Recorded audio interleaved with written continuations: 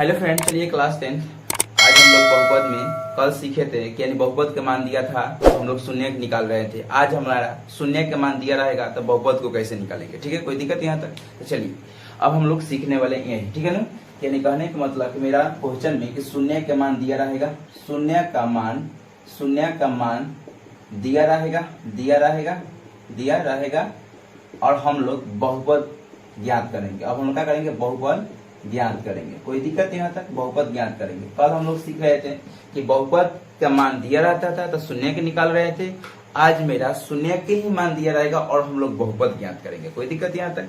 तो चलिए सबसे पहले एक बात बता दें कि अगर बहुपद को ज्ञात करने से पहले एक फॉर्मूला पर ही उसको ज्ञात कर सकते हैं। ठीक है ना। तो देखिए अभीष्ट द्विघात बहुपद का व्यापक रूप क्या होता है। तो देखिए क्वेश्चन में कोई पूछेगा अभीष्ट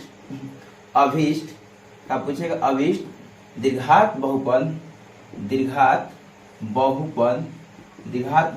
का व्यापक रूप क्या होता है? व्यापक रूप बाबू होता है x square minus alpha plus beta into x minus alpha, x plus alpha into beta होता है। कोई दिक्कत यहाँ तक?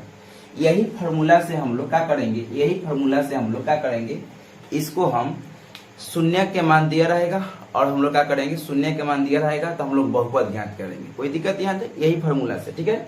यानी फॉर्मूला क्या है? अभीष्ट द्विघात बहुपद का, यानी x square minus alpha plus beta into x, ठीक है, प्लस अल्फा इंटू बीटा। कोई दिक्कत यहाँ तक? यही फॉर्मूला से हम लोग क्या करेंगे? सोल्यूशन को आसानी से हम लोग हल कर लेंगे। यानी शून्य के मान दिया रहेगा और क्या करेगा? शून्य के मान दिया रहेगा और हम लोग बहुपद ज्ञात करेंगे। ठीक है ना।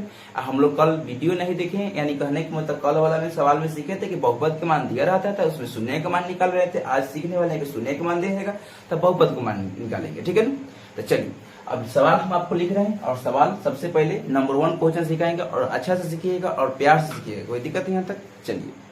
चलिए देखिए मेरा सवाल यही है कि क्वेश्चन में क्या पूछ दिया है कि एक द्विघात बहुपद का शून्य, क्या हम क्या बोला? शून्य का मान दिया है। शून्य के मतलब हम बता चुके थे बाबू आपको कि शून्य के मतलब क्या होता है। ठीक है ना।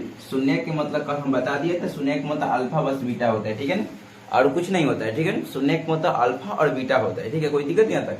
अल्फा और बीटा ही होता है। अगर उसमें बोलेगा योग तो प्लस के चिन्ह दे सकते हैं और उसमें बोलेगा गुणनफल तो उसमें गुना के चिन्ह दे सकते हैं। ठीक है ना। केवल अगर बोलेगा शून्य, देखिए यहाँ पर क्वेश्चन में देखिए क्या बोला है। क्वेश्चन में बोला एक द्विघात बहुपद का शून्य, बस केवल शून्य को बोला तो शून्य का मान दिया है 3 और 1, यानी कहने का मतलब एक अल्फा के मान है और एक बीटा के मान है। कोई दिक्कत यहाँ तक? अब बोल रहा है कि शून्य के मान दिया है तो बहुपद ज्ञात कीजिए। ठीक है ना। तो बहुपद जब ज्ञात करने के लिए हम फॉर्मूला बताए थे, ठीक है। तो देखिए अभी हम क्या फॉर्मूला लिखे थे। तो द्विघात बहुपद का व्यापक रूप क्या होता है, यहाँ लिख देंगे द्विघात बहुपद का व्यापक रूप। क्या लिखेंगे बाबू? व्यापक रूप क्या होता है? तो एक्स स्क्वायर माइनस में, ठीक है ना, alpha plus beta into x plus alpha into beta होता है। कोई दिक्कत यहाँ तक?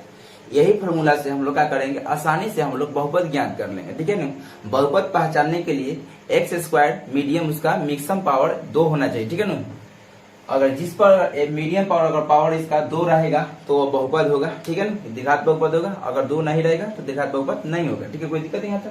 तो चलिए कोई दिक्कत नहीं है। देखिए सबसे पहले क्या करेंगे? एक्स स्क्वायर माइनस, ठीक है ना, अल्फा के मान कितना दिया? अल्फा दोनों में से कोई मान सकते हैं। ठीक है ना। यानी कहने का मतलब कि यहाँ लिख देना चाहिए हमको। ठीक है ना, यहाँ पर लिख देना चाहिए हमको कि अल्फा के मान लीजिए 3 होगा और बीटा के मान कितना होगा? 1 होगा। ठीक है, कोई दिक्कत यहाँ तक? शून्य का मतलब ये होता है अल्फा एक बीटा है, दोनों में से कोई जरूरी नहीं है कि कोई मान सकते हैं अल्फा, कोई मान सकते हैं बीटा। ठीक है ना। कोनो फिक्स नहीं होता है कि यही अल्फा है वही बीटा है। ठीक है ना, कोई दिक्कत यहाँ तक? तो आप जान सके कि दोनों में से कोई अल्फा मान सकते हैं, दोनों में से कोई बीटा मान सकते हैं। अल्फा के मान है, एक बीटा के मान। ठीक है ना। एक्स स्क्वायर है तो एक्स स्क्वायर माइनस है तो माइनस। ठीक है। अल्फा के मान कितना है? 3 है तो 3 रख देंगे, प्लस है तो प्लस। बीटा के मान 1 है तो 1 रख देंगे, एक्स है तो एक्स कर देंगे, प्लस तो प्लस।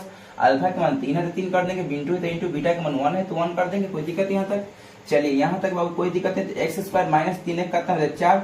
एक्स में गुना करें तो 4x हो जाएगा, प्लस है तो प्लस 3 है कम 3 हो जाएगा। देखिए यही मेरा आंसर आगे एक्स स्क्वायर आ गया ना, x square minus 4x plus 1। अब यही मेरा बहुपद ज्ञात हो गया। ठीक है ना। यानी यहाँ से मीडियम पावर कितना है? पावर में कितना है? 2 है तो 2 जब रहेगा तो द्विघात बहुपद है। यानी कहने का मतलब यहाँ से यानी क्या है? द्विघात बहुपद है। यानी कहने का मतलब दिया गया। यानी देखिए यही मेरा बहुपद ज्ञात कर दिया। ठीक है ना। यानी क्वेश्चन में दिया रहेगा शून्य तो आसानी से हम लोग क्या करेंगे? बहुपद ज्ञात कर लेंगे। ठीक है, कोई दिक्कत यहाँ तक? चलिए अब मैं क्वेश्चन नहीं लिखूंगा, डायरेक्ट हम शून्य का मान देंगे, डायरेक्ट हम शून्य का मान देंगे और आपको बहुपद ज्ञात करना है। कोई दिक्कत यहाँ तक? तो चलिए अब क्वेश्चन दे रहे हैं कि शून्य के मान देंगे, अब हम लोग बहुपद ज्ञात करेंगे, ठीक है ना। तो देखिए हम क्वेश्चन दे रहे हैं नंबर 1 में शून्य के मान, डायरेक्ट हम लिख रहे हैं शून्य, आप समझ जाइएगा, ठीक है ना। बार बार क्वेश्चन बार बार लिखने से क्या फायदा है, ठीक है ना। हम डायरेक्ट हम शून्य के मान देंगे, आप लोग बहुपद ज्ञात कीजिएगा, कोई दिक्कत नहीं। बस लाइनें ही कट गया।